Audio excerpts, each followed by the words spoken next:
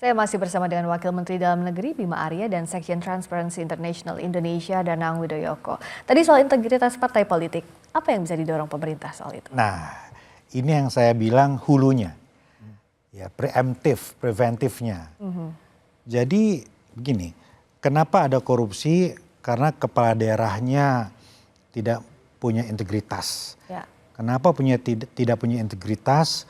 Karena mungkin cara memilihnya ataupun kaderisasinya tidak jalan. Kenapa cara memilihnya itu enggak sesuai dengan prinsip-prinsip anti korupsi dan kaderisasi enggak jalan? Ya karena partai politiknya perlu dibenahi. Bagaimana membenahi partai politiknya? Ya membuat partai politik itu mandiri secara finansial salah satunya. Nah caranya bagaimana? Ya ini kita kan sistem politik kita banyak sekali terinspirasi dari negara-negara di Eropa sebetulnya. Nah di sana state funding itu kuat. Jadi negara punya komitmen untuk membuat fungsi-fungsi partai berjalan. Ya. Jadi ada bantuan dari negara agar subsidi dari negara agar partai itu berjalan. Agar partai itu bisa melakukan kaderisasi, bisa advokasi, bisa juga pendidikan politik. Nah sekarang kan kita nggak jalan itu. Kebanyakan ya partai itu fight sendiri. Ya berbahayanya kan ketika partai itu tidak mandiri.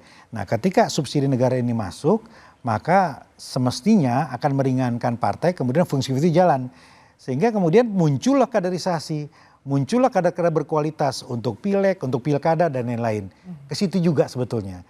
Tapi tidak mudah kemudian untuk memastikan bahwa apa yang diberikan negara kepada partai itu digunakan sepenuhnya untuk penguatan fungsi partai politik. Nah pertanggungjawabannya itu seperti apa kalaupun ada? Pertanggungjawabannya seperti apa dan bagaimana mereka melakukan kegiatan itu sehingga tepat sasaran.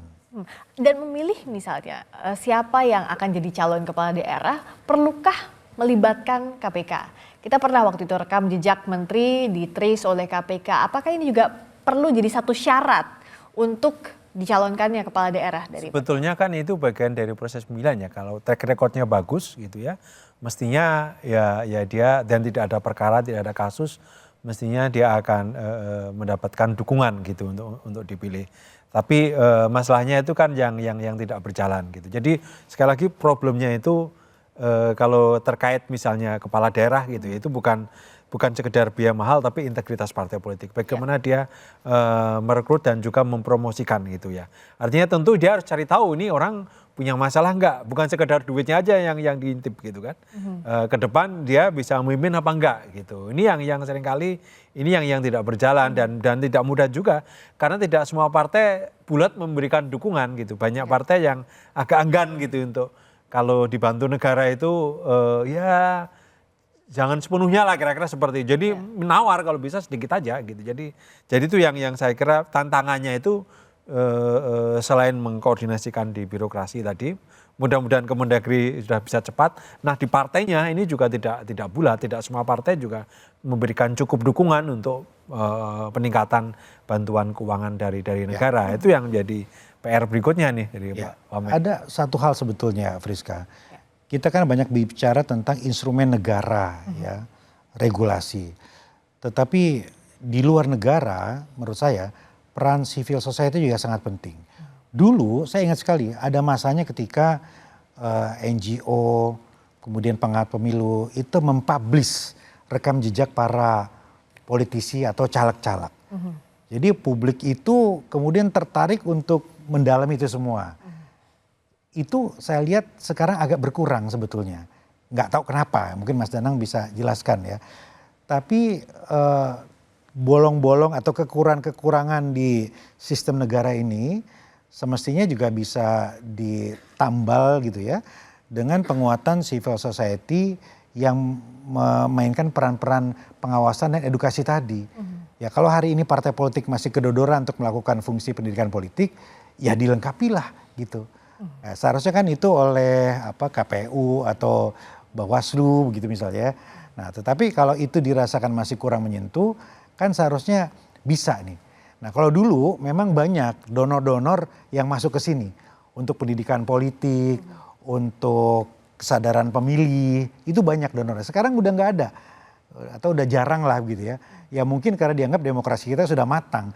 Tapi ini masih penting, masih penting. Jadi kemudian akan menggiring, membawa pemilih lebih aware untuk menjatuhkan pilihannya kepada orang-orang yang berintegritas. Nah kalau Kemendagri bagaimana mendorong ini untuk memberikan pendidikan politik misalnya untuk publik? Oh kita ada di Dirjen Polpum misalnya Friska, itu ada pembinaan kebangsaan dan lain-lain gitu. Tapi lagi-lagi ini kita harus secara detail memastikan metodenya tepat.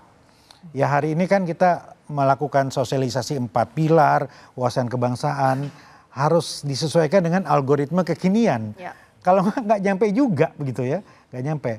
Ya kalau saya melihat misalnya komika, stand up gitu ya, itu salah satu pendidikan politik sebetulnya. Oke, nah tapi dari civil society apa yang bisa didorong untuk mengawasi sekaligus juga untuk membuka, oke ini siapa saja calon-calon kepala daerah yang memang punya integritas, apa saja track recordnya, sejauh ini sudah berjalan atau memang tidak digubris juga oleh partai politik? Iya, sebetulnya proses itu dilakukan di semua tingkat ya. Artinya kalau kita melihat civil society itu kan luas ya, bukan cuma organisasi non pemerintah tapi juga ada akademisi, ada media.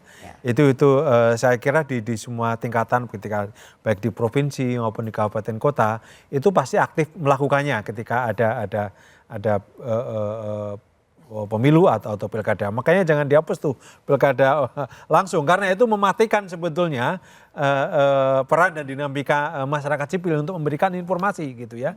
Artinya informasi itu yang terus disampaikan.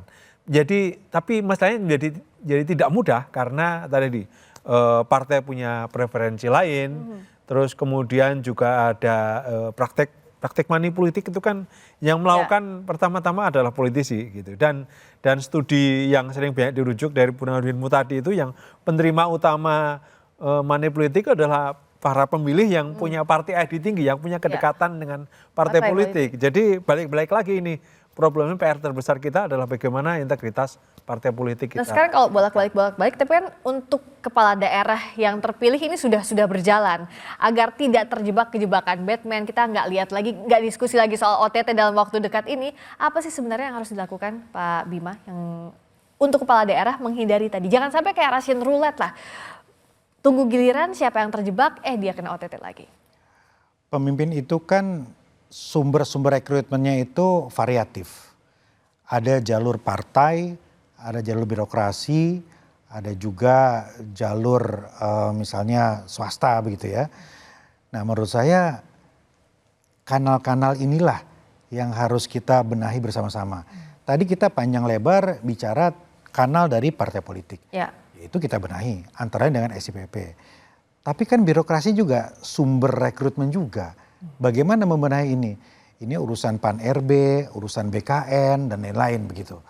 Kemudian swasta, Mas Danang tadi banyak bicara swasta. Swasta ini sebenarnya jauh lebih advance begitu ya.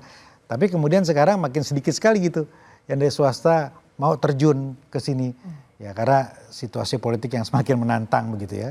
Jadi yang ingin saya katakan adalah ya kita harus masing-masing bedah sumber rekrutmen kaderisasi kepemimpinan bangsa ini dari mana saja dan sama-sama itu pekerjaan kita. Kalau dari kalau saya spesifik aja. Jadi pertama menurut saya Pak Wamen perlu memperkuat inspektoratnya buat kanal khusus untuk ke inspektorat di Kemendagri kalau ada masalah bisa kirim inspektoratnya untuk ngecek, jadi orang bisa lapor gitu. Jadi nggak harus ke penegakan hukum lah gitu ya. Langsung ditangani oleh Kemendagri. Saya belum tahu persis bagaimana aturan kewenangannya, tapi tolong disiapkan itu ya. Itu yang menurut saya bisa dilakukan. Kemudian yang karena itu tentu tidak mudah karena butuh biaya besar juga. Makanya prioritas. Nah prioritasnya apa? Lihat program MCP dengan KPK tadi.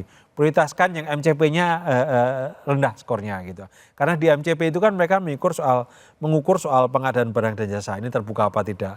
Mengukur bagaimana rekrutmen ASN-nya, promosi dan mutasinya. Di MCP itu ada indikator-indikatornya. Fokus saja daerah-daerah yang rawan untuk mulai. Jadi kalau ada tim yang bisa dipercaya, katakanlah masyarakat bisa percaya bahwa itu bisa dibenahi, tentu kita bisa mencegah langsung praktek korupsi. Sepakat gitu. Tapi Mas itu kan MCP sebetulnya untuk semua. Iya. Tapi memang harus jadi atensi daerah-daerah yang kita anggap rawan tadi ya. Ya terutama ada daerah-daerah yang langganan korupsi kepala daerahnya itu Oh, bisa berulang kali. Berulang kali. Ya, bisa 3-4 kali periode kepala daerah. Nah itu harus jadi pasien khusus. Saya sepakat MCP itu harusnya fokus ke sana. Dan tadi kanal aduan langsung ke Kemendagri, bisa kan Bukan ke Kemendagri, itu ada lapor itu loh. Lapor itu ya silakan bisa lapor ke tapi sana. prosesnya Tapi prosesnya panjang tadi kata Mas Danang. Saya pernah pakai dan tidak puas dengan Ya. Nah, kalau straight to Nah, Kemendagri yang mungkin kayak itu urusan dilakukan. dengan yang OTT hari ini kan sebenarnya dengan Kemendagri langsung, artinya Ya, Inspektorat bisa langsung turun kalau ada apa tadi promosi mutasi yang bermasalah. Karena yang kasus di Pati itu kan Ya. desa yang di Ponorogo sebelumnya itu yang kepala dinas ya, direktur rumah sakit waktu itu yang harus Memang ya boleh aja ada langsung begitu ya. Tapi kan gini, kita nggak mau juga warga itu bingung. Ini kalau kebakaran ngadunya ke nomor ini, kalau ada bencana ke nomor ini, ada korupsi jadi banyak banget gitu ya. Nah ini memang harus kita pikirkan. Ya compliance system, kanal aduan yang memang memudahkan warga. Nanti kita telusuri deh yang lapor itu sebetulnya bottleneckingnya, sumbatannya di mana begitu. Yang jadi solusi ke depannya tidak hanya soal penegakan hukum operasi tangkap tangan saja, tapi juga preventifnya itu betul-betul harus dibenahi dari berbagai sisi. Jangan sampai ada kecolongan lagi di berbagai sisi. Terima kasih Wakil Menteri Dalam Negeri Pak Bima Arya. Terima kasih Mas Danang Widoyoko, Sekjen Transparency International Indonesia.